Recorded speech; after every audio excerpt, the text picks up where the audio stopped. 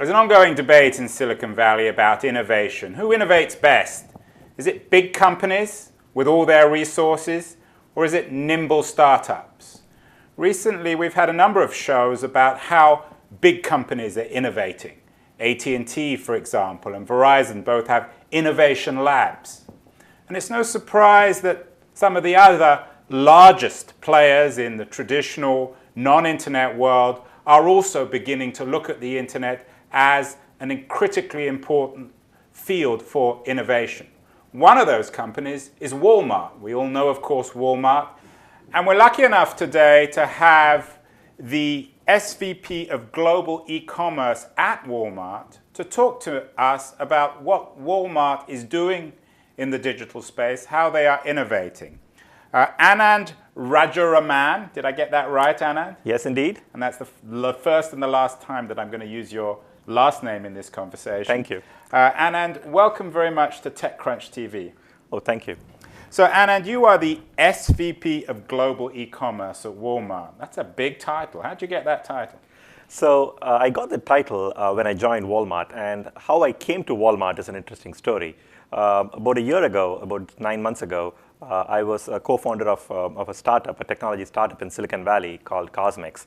And at Cosmix, we were doing some really innovative things around semantic technology and applying it to social media to figure out people's interests and so on. About 9 months ago, Cosmix was acquired by Walmart, and it became the kernel of what. How much? Well, the number was not disclosed. There's been a lot of speculation and rumors, but the number has not. Well, now you have the opportunity to tell everyone. But nice try. But as I said, the number was not disclosed. But it was a nice number, I assume. So congratulations on that. Thank you. Thank you, yes. As part of that acquisition, the entire Cosmix team joined Walmart. How big was the team? The Cosmix team was around 60 people. And all of us joined Walmart and became the kernel of Where were you based Walmart originally? Based in Mountain View, Okay. California, in the heart of Silicon Valley on Castro Street. And then now we moved into the new digs in San Bruno with the Walmart Global E-Commerce team. So Walmart figured that they needed to find an innovator like you. They couldn't find someone internally.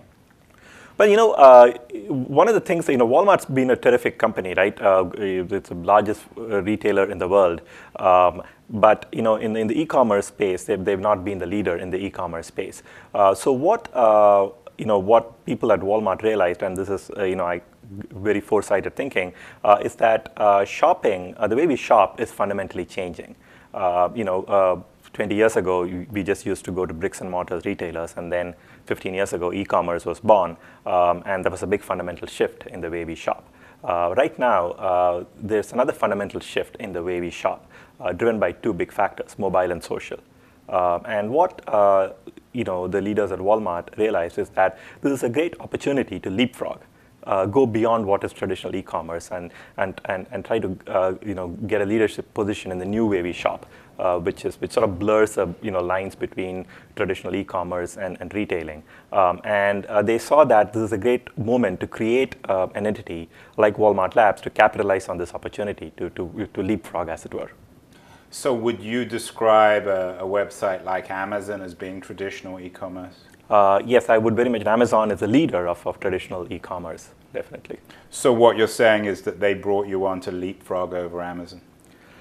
Yes, that's a nice way of looking at it. Well, it's a big thing. I mean, I hope you seem to have long legs, because that's quite a large object to leapfrog over. I absolutely think so. I mean, it's clearly it's a long-term thing, right? It's not something that can happen in a short period of time. But we can certainly establish a trajectory that kind of gets us there. So what you're saying then is that Walmart brought you on in this new environment where social and mobile is revolutionizing e-commerce to create a next generation e-commerce experience. That's right. A next generation commerce experience is the way I would put it, because it's not just e-commerce anymore. Because it's when people go into a physical store and use their mobile phone, it's not quite clear to me whether to call it e-commerce anymore or retailing. So the old model, the Amazon model, is you go online, you find an iPad, you like it, you click on it, you pay for it, and it's delivered the next day. How does mobile and social change that? Right. So mobile and social change things in significant ways. And the most interesting and important way, I think, is that they blur the line between retail and e-commerce. For example, I can go into a physical store, I can see a product, and then I can order it to be delivered to me later, for instance, right? So that's kind of a cross between e-commerce and retailing. Or I could go into a store and they may be out of stock, and I can have it delivered to the store to be picked up the next day. Or I could go online and order a product and pick it up at the store the same day.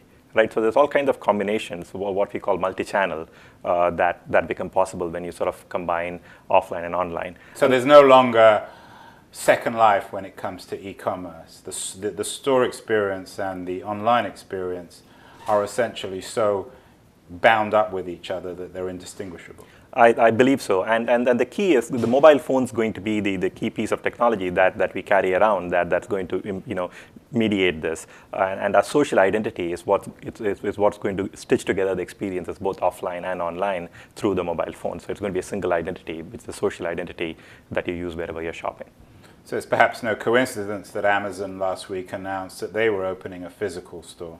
That's right. I think Amazon's coming from one direction, and Walmart's coming to this from the other direction. Just as a matter of interest, Anand, we had Larry Downs on the show a couple of weeks ago talking about why the Best Buy model is so flawed. Mm-hmm. Do traditional retailers like Best Buy have a chance in this world? I can't specifically speak for Best Buy, but well, you could, but you probably shouldn't. Yes, indeed. But the way I think about this, and I think the right way to think about this is to think about this from the point of view of the customer. Right, so the customer always comes first, and as customers have various ways of shopping that are available to them, they're picking the best way to shop for specific products. For example, for some products, right, I want it immediately, so I go in the store and I pick it up. For some products, I can wait for a couple of days for it to be shipped to me, and I'd rather get the exact model and make that I want rather than compromise on what's available in the store. And so for those, many consumers more and more are opting to shop online, right? And so it's kind of, there are certain categories of products that I think customers seem to prefer to shop online, and some that they seem to prefer to shop offline. Walmart is, of course, very well known as, putting it politely, a price-sensitive store. Mm-hmm. The Walmart brand was built on the fact that people go there to get the best deals. We call it EDLP, everyday low prices. Everyday low prices. How does mobile and social change that? Can mobile and social be integrated so that Walmart's everyday low prices is reinvented on the internet? Or do you have to step up a level and provide more service that perhaps in retail you haven't done? So I think everyday low prices, is not something that sort of prevents us from offering good service. Clearly, right?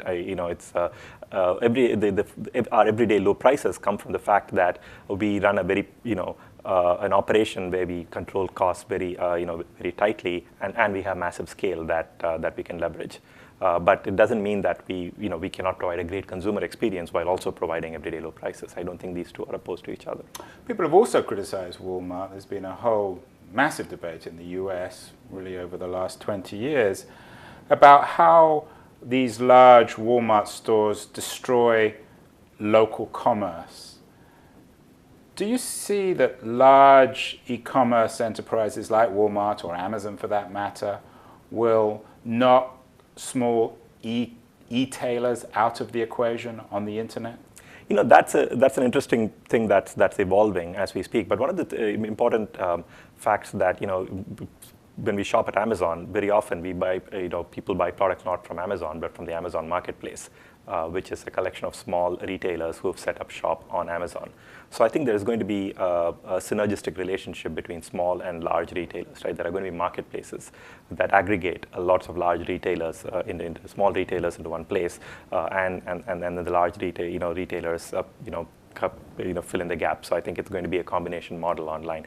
There are some products that I think are where a large retailer can sort of leverage their massive scale and then provide at great prices, and leave the holes in the assortment to be filled by smaller retailers.